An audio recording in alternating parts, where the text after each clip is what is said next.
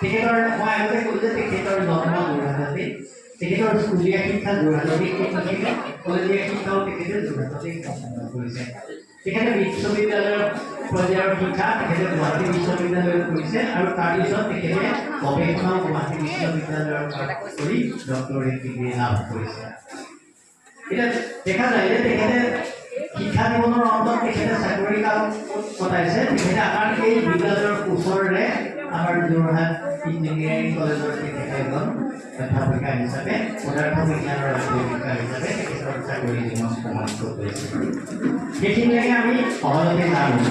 তাৰপিছত আহিলে তেখেতে আমি পদাৰ্থ বিজ্ঞানৰ এগৰাকী শিক্ষক অধ্যাপক হোৱাৰ উপৰিও তেখেত আমাৰ সমিতিয়ে প্ৰকাশ কৰিছে। তাৰ উপৰিও তেখেতে Thomas Alva Edison, CV Raman আদি বহুতো ধৰণৰ জীৱনী গ্ৰন্থ লিখিছে। এই জীৱনী গ্ৰন্থ হ'ল আমি অকল ছাত্ৰ ছাত্ৰীৰ কাৰণেই নহয়, আমি অভিভাৱক বা আমি জ্যেষ্ঠ নাগৰিকসকলৰ কাৰণে গম পাওঁ।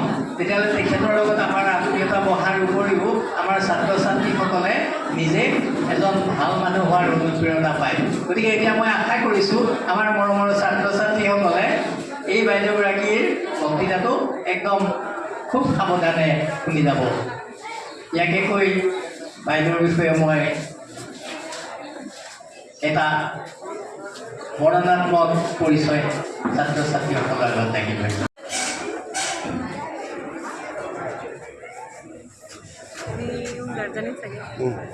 আমি এতিয়া অনুৰোধ জনাই তাৰকাবৃন্দ আৰু জাতীয় বিদ্যালয়ৰ শিক্ষক শিক্ষয়িত্ৰী আৰু ছাত্ৰ ছাত্ৰীসকল, সময়ত কিবা এটা পঢ়ি ল'বা, কিন্তু দেখিলা পৰীক্ষাৰ আগদিনা সেই কিতাপখন কাৰোবাৰ ওচৰত থাকি আহিলে, হয়নে কেতিয়াবা? ঠিক তেনেকৈয়ে এতিয়া মই ভাবিছিলোঁ তোমালোকক বহুত কিবা কিবি দেখুৱাম, কিন্তু কি হ'ল, কাৰেণ্ট লৈ গুচি গ'ল। গতিকে এতিয়া মই কথাকে পাতিম।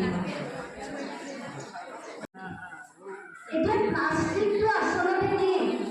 প্লাষ্টিক আমি প্ৰকৃতিত নাপাওঁ, কিন্তু প্লাষ্টিক কি হৈছে প্ৰথম বাণিজ্যিকভাৱে ব্যৱহাৰ কৰিব পৰা গাইজ জাতীয় বিদ্যালয়ৰ পৰিৱেশটো দেখাছোঁ ৰাজাপুৰ, আৰু এইটোকে জাতীয় বিদ্যালয় আজি মানে মিটিঙত এখন হাত বহাইছে। বহুতখিনি বস্তু দেখিব পাইছে আপোনালোকে। ঠিক আছে, থেংক ইউ।